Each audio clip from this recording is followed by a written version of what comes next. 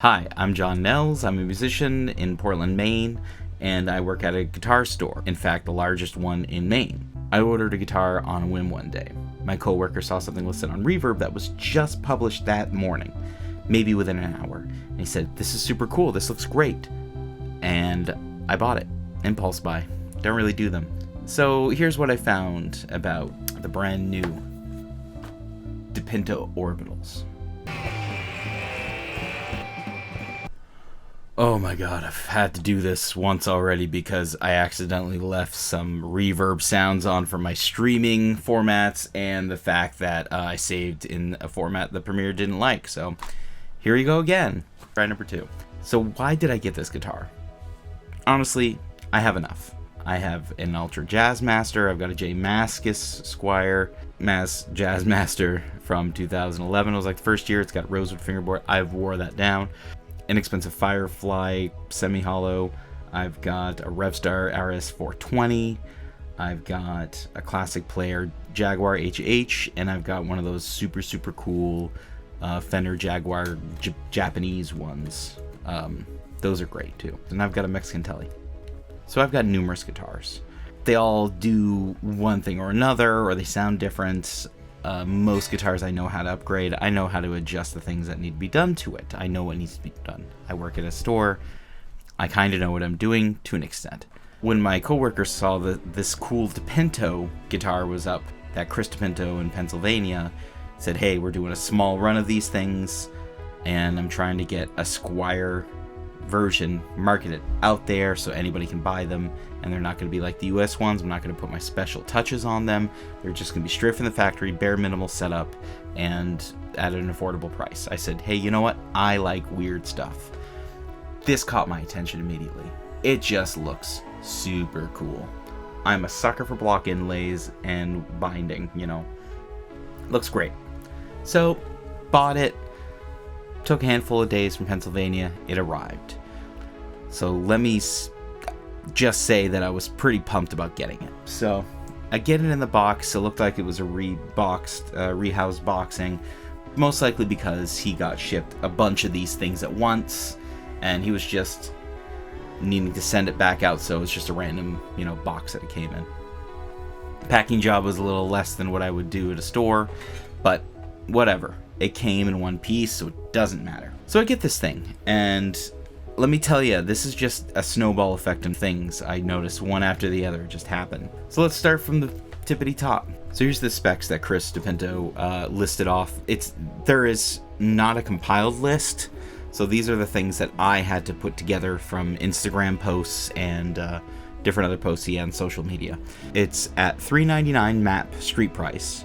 Toted as Squire Galaxies originally. He later changed that to more of like a silver tone type of factory vibe. It's 8.5 pounds basically. It's basswood body, plastic push button pickup selection buttons instead of rocker switches, 42mm plastic nut, 25.5-inch scale, 12-inch fretboard radius. It's got 4 DiPinto single coils, and there are different humbucker arrangements in the different versions of them. That's as far as Chris says. I don't know if they're just labeled DiPinto because they were made for these guitars, or they're actually like the same ones he puts in the higher end ones. I have no clue. Don't quote me on that. Made in China. I have obviously a Tunemax style bridge with an F Fender style offset tremolo system, block inlays binding, satin finished neck, or standard dot version with a minimal neck, or matching polygloss neck, which will feel a little bit beefier.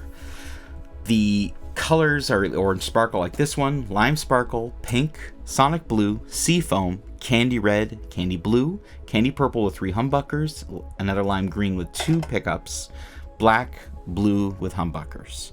Silver glitter and candy blue are also available in left-handed models, which of course are the DiPinto's go-to market. Great, strange, awesome lefties, because he's a lefty and he prides himself on having awesome options for that. Totally get that. Plan to make, and according to Chris, he plans to make Orbital Deluxe models by totally rehabbing some of these, so it turns it into $1,000 range. He said that on Instagram. Tuners. I was always going to replace them because most economy tuners are kind of janky, and he said this is a Squire version. Most Squire guitars, if the nut's okay, then there's no need to change the tuners. Tuners were skipping pretty hard. So I just put on a locking set that I already had laying around that fit. The Spurzl type, whatever, you know. I probably bought them from Guitar Fetish a while ago, and I threw them on there because I knew they were going to fit. Big thing I noticed is that the holes don't line up parallel to each other for each tuning machine. The D string one is a little bit lower than all of them. Not an entirely big deal. Just one thing you notice. I go down, block inlays look fine, the frets are fine, nothing too funky about that. The neck is not as sanded as I thought it was going to be. Whatever, be that as it may. I just kind of did a little work on it, made it nicer feeling. So then you go down the neck and you realize that the joint to the body is off. The neck pocket is going like up here. No joke, this is how it is. Now this lines up with the body now because I forced it to. It doesn't look pretty. And in fact, the screws in here are at angles rather than dead on, and they feel like they're loose. So there's something weird about that. When I did the setup, I had to put a shim in here. Normal for most jazz mastery type of things. So I fixed that. Sure, fine. For $400, I would expect the neck pocket to be a little bit tighter, but new instrument, new style, new factory, the kinks, right? The kinks are getting out. Okay, so that's kind of like two or three things. The heel at the back, on the bottom of the neck, just wasn't purely sanded off. There was like parts that were still broken off, like it was at a shop in a factory, and they just threw it on here that way, with those pieces fraying off. Not finishing work I would expect from any factory. Straight down, I'll show you pictures of it, but because the neck angle was all messed up with the pocket, the approach from the string alongside looks fine here. This looks parallel, but you get down to where it meets the body, as you can see there. The pickup magnets don't align directly underneath the string to the bridge. Like, it misses completely. Boop, boop, boop, boop. Boop, boop, boop. Everything's pretty not straight. I've had worse, maybe. I've had instruments not line up. I tried to switch out the bridge. You'll see some of the photos that I have that I switched out the bridge with something else because initially I wanted a roller bridge, and I realized that just exacerbated the problem even more so, putting that one on, as they don't fall directly over the pickup magnets. So I went back to the original bridge. The other thing too is that I usually open up these things and just check to see what's going on underneath. I went underneath the cavity for the tremolo. I